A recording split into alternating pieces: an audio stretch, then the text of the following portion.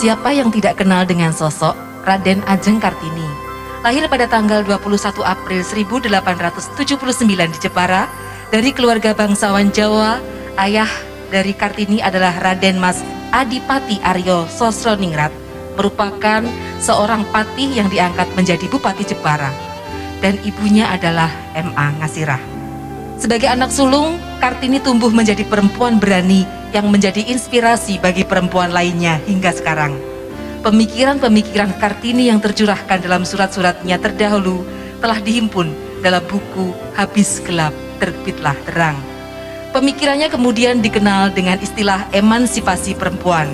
Salah satu kutipan yang terkenal adalah, tiada awan di langit yang tetap selamanya, tiada mungkin akan terus-menerus terang cuaca.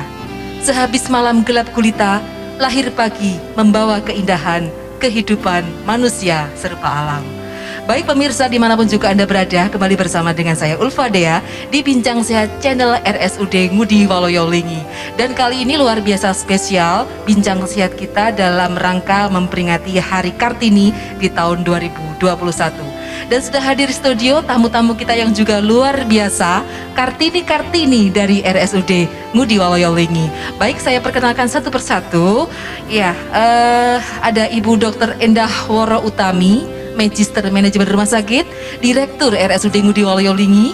Dan di sebelah saya ada yang cantik juga, ada Dr. Puspita Handayani, spesialis obgyn, konsultan juga, dan juga dokter spesialis obgyn di Rumah Sakit Ngudi Waloyolingi.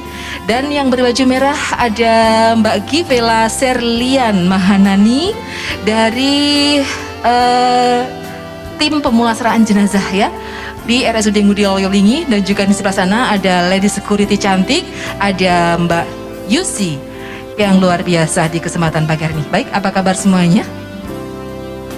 Sehat luar biasa. Sehat luar biasa. Sehat luar biasa. Iya, kita berbicara tentang emansipasi wanita ya. Saya luar biasa hari ini bertepatan dengan Hari Kartini ya. Emansipasi wanita yang mana perjuangan Kartini di masa itu bisa kita nikmati sekarang, di mana kita bisa mendapatkan kesetaraan, entah itu pendidikan, akses pendidikan, berkarir dan sebagainya. Nah, oke, kita akan bincang-bincang tentang emansipasi wanita tentunya. Baik, yang pertama apa sih?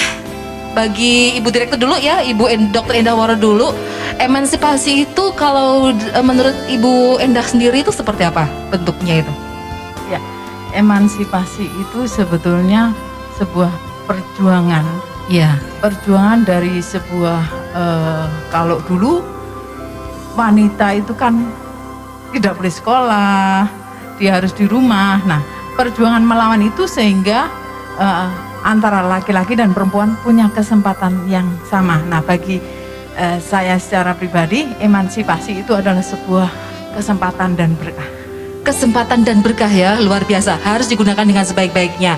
Baik, lanjut ke Dokter Puspita. Kalau menurut Dokter Puspita, untuk emansipasi sendiri itu seperti apa? Emansipasi menurut saya adalah satu kesetaraan, kesamaan. Jadi punya antara wanita dan seorang pria punya kesempatan yang sama dalam dia mau menggapai keinginannya. Ketika dia mengejar suatu cita-cita, dia punya kesempatan yang sama. Apapun itu cita-citanya pastinya ya, mempunyai kesempatan yang sama, luar biasa ya. Terima kasih Dokter Pus. Ke Mbak Givela, mungkin kalau menurut Mbak Givela sendiri, emansipasi itu seperti apa sih? Menurut saya, emansipasi wanita itu adalah suatu hak seluruh wanita untuk melakukan apapun tanpa dibatasi oleh siapapun. Jadi seperti Budir bisa menjadi pemimpin, tidak semuanya itu laki-laki yang bisa menjadi pemimpin. Jadi wanita pun bisa menjadi seorang pemimpin. Luar biasa ya, tidak ada bedanya seperti itu ya. Oke, dari Mbak Yusi nih, bagaimana kalau menurut Mbak Yusi emansipasi wanita itu seperti apa gitu? Menurut saya seharusnya itu wanita kalau zaman sekarang itu menggapai cita-cita, nggak harus melulu melihat biasanya dilakukan laki-laki perempuan itu tidak bisa, tetapi sekarang perempuan juga bisa melakukannya. Iya, jadi sama saja ya. Bisa, saya pun juga bisa seperti itu, luar biasa. Itu tentang emansipasi. Kemudian ya, kalau dilihat di sini memang profesinya masing-masing berbeda dan tidak sedikit profesi yang sebelumnya itu banyak dikerjakan di ranahnya laki-laki, tetapi sekarang banyak tokoh-tokoh perempuan yang juga jadi pemimpin, juga menjalankan profesi-profesi yang dulunya banyak dikerjakan oleh laki-laki seperti itu. Baik, ini dari Ibu Direktur sendiri, kalau misalnya seperti disampaikan Mbak Yusi ya, jarang loh pimpinan, di pucuk pimpinan, terutama di Rumah Sakit Ngudi Loyolingi. Ini kalau menurut Ibu Direktur ya, semangat apa sih sehingga Budir hingga mencapai di titik posisi ini gitu, yang memotivasi Ibu Dir gitu? Kalau bagi saya sebetulnya awalnya kodrat perempuan itu dipimpin. Awalnya saya berpikir gitu, ya sudah saya dipimpin saja. Tetapi ternyata begitu kesempatan itu ada dan wanita pun ternyata juga bisa menjadi pemimpin. Nah, kesempatan itu bagi saya secara pribadi, kenapa saya mau jadi pemimpin? Pertama, pemimpin kalau di rumah sakit tentu saja berbeda. Pemimpin di rumah sakit itu ada kodrat wanitanya juga. Kenapa? Di situ melayani masyarakat. Sehingga kalau jadi pemimpin di sini sebagai direktur itu sebetulnya membawa amanah untuk melayani masyarakat. Itulah yang memotivasi saya untuk bisa sebagai perempuan mau menjadi pemimpin. Bahkan yang dipimpin banyak laki-laki juga. Saya yakin dengan kodrat wanita saya untuk melayani itu juga bisa dibawa melayani kepada masyarakat di rumah sakit ini. Luar biasa ya. Jadi meskipun ada di pucuk pimpinan, tetapi justru ada jiwa keibuan di situ, itu ya, itu bisa justru menimbulkan nilai positif dan juga nilai lebih dari sisi kepemimpinan seorang perempuan, begitu Ibu Enda ya. Betul. Jadi setiap mengambil kebijakan, naluri perempuan, naluri seorang ibu ternyata juga dibutuhkan sebagai direktur di rumah sakit. Terutama di rumah sakit yang harus tetap melayani dengan sepenuh hati, luar biasa. Ya, terima kasih Ibu Direktur, dan mungkin sekarang ke Dokter Pus ya. Pernah dulu di awal-awal itu untuk spesialis obgyn kandungan kebanyakan dokternya dari pria laki-laki ya. Nah, dulu memang agak sulit ya mencari dokter kandungan yang perempuan. Nah, kalau sekarang sudah banyak sekali dan perempuan lebih bisa memilih, lebih bisa dia comfortnya di mana seperti itu. Nah, kalau untuk Dokter Pus sendiri ketika memilih menjadi seorang dokter terus kemudian mengambil spesialisasi di bidang obgyn, apa yang memotivasi ini, Dok? Yang memotivasi adalah mungkin karena keadaan ya.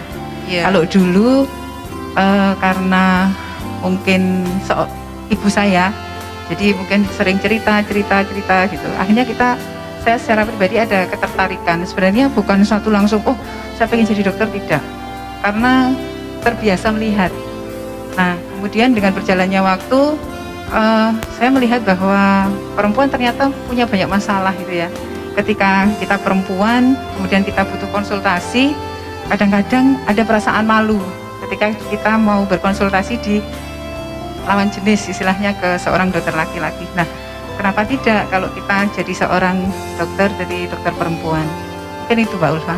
Jadi berawal dari ini ya, dari pengalaman pribadi juga, terus kemudian bisa sama-sama merasakan bagaimana sama-sama seorang perempuan, begitu ya.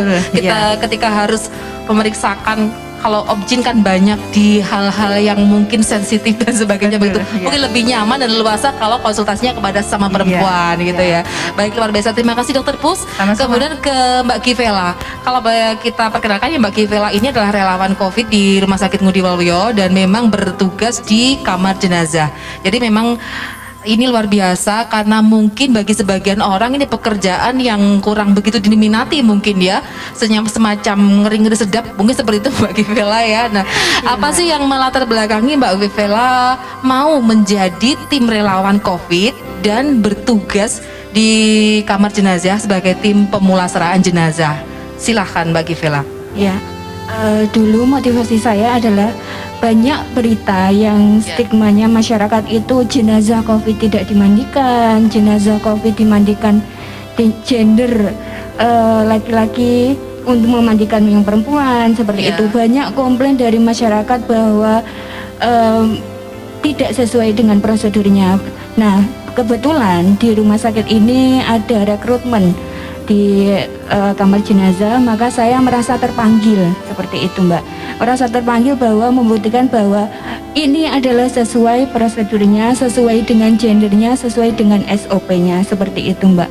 Jadi mengurangi, saya merasa terpanggil seperti itu. Luar biasa ya, jadi memang dari panggilan jiwa kemanusiaan ya. Iya. Dan memang betul untuk pemirsa semuanya di RSUD Ngudi Waluyo untuk protokol pemulasaraan jenazah sudah sesuai dengan persyaratan yang diundang-undangkan dan juga sesuai dengan fatwa dari Majelis Ulama Indonesia. Jadi misalnya nanti yang meninggal adalah jenazah perempuan, maka yang memandikan juga perempuan, begitu ya. Iya, Mbak. Terima kasih Mbak Gevila, tetap semangat ya.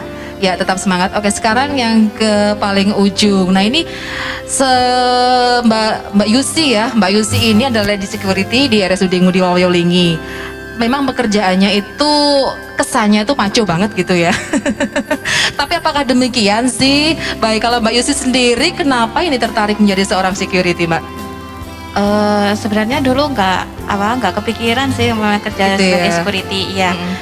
Cuman saya berpikir juga security emang bisa dilakukan dengan perempuan.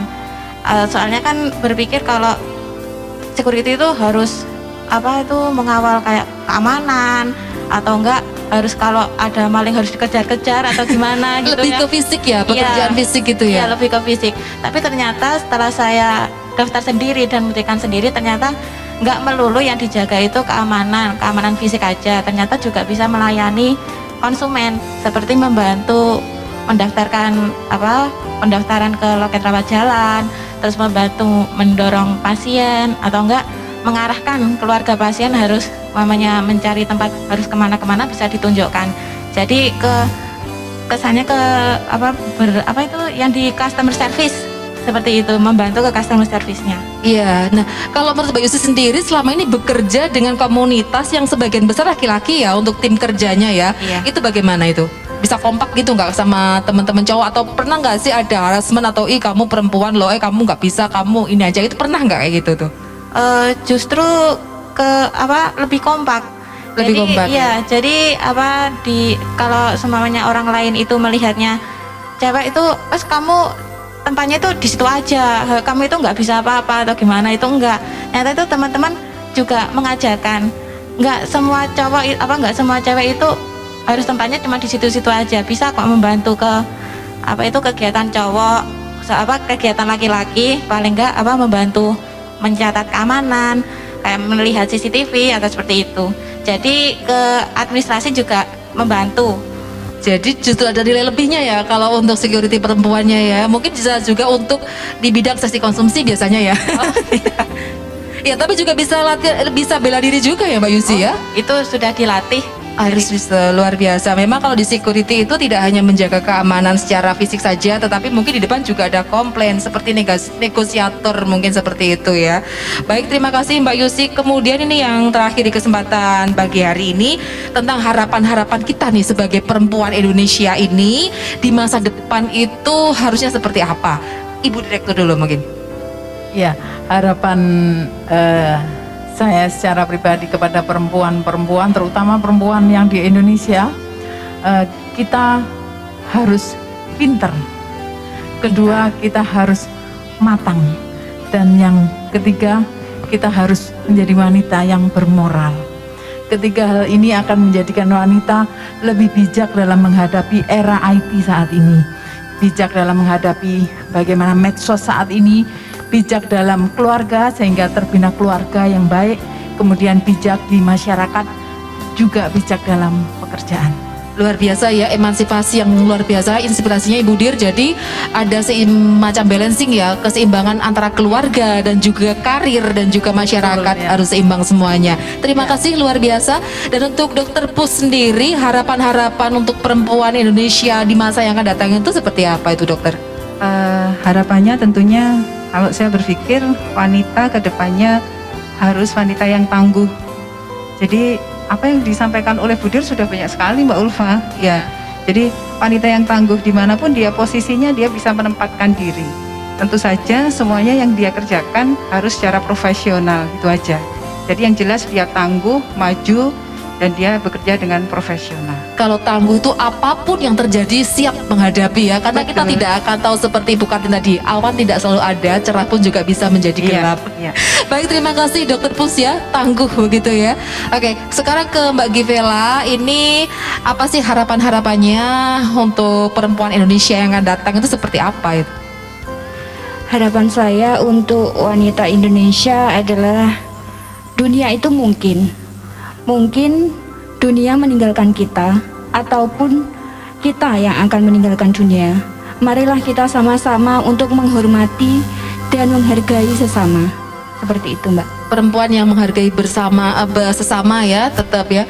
Ya, kalau kita ingin dihargai, kita harus menghargai orang lain semacam itu ya. Perempuan memang sangat berharga seperti itu. Oke, sekarang kepada Mbak Yusi, seperti apa harapannya untuk perempuan Indonesia di masa yang akan datang? Harapan saya semoga wanita-wanita di Indonesia menjadi wanita yang kuat, tangguh, dan pemberani. Kuat, tangguh, dan pemberani itu betul-betul spesifikasi sekali ya, strong ya. Contohnya seperti Mbak Yusi ini. Baik, terima kasih. Dan memang untuk Kabupaten Blitar tahun ini, tema peringatan Hari Kartini adalah dengan semangat Ibu Kartini ikut serta memerangi COVID-19. Mari perempuan Indonesia kita berantas virus corona dengan mentaati protokol kesehatan, menjaga jarak, memakai masker, rajin cuci tangan, jaga kebersihan, dan juga hidup sehat. Selaksabaya Indonesia, terima kasih. Dan tentunya emansipasi benar-benar memberikan kesempatan kepada kita semuanya ya untuk berprestasi di berbagai bidang, dan sama halnya dengan yang dilakukan pria. Namun satu hal yang pasti di tengah semua isu emansipasi, jangan lupakan kodrat seorang perempuan dan juga seorang ibu yang akan mendidik penerus-penerus bangsa menjadi generasi yang luar biasa. Baik, kami sampaikan terima kasih kepada Ibu Dr. Endawara Utami dan juga Dr. Puspita Handayani, spesialis objin, Mbak Givela, dan juga Mbak Yusi. Demikian pemirsa di rumah dimanapun juga Anda berada, untuk kali ini edisi spesial Bincang Sehat bersama dengan tamu-tamu yang luar biasa, Kartini-Kartini dari RSUD Ngudi Waluyo-Lingi. Jangan lupa subscribe and like di channel YouTube di RSUD Ngudi Waluyo-Lingi dan juga follow di IG @RSUD Lingi. RSUD Ngudi Waluyo-Lingi melayani sepenuh hati.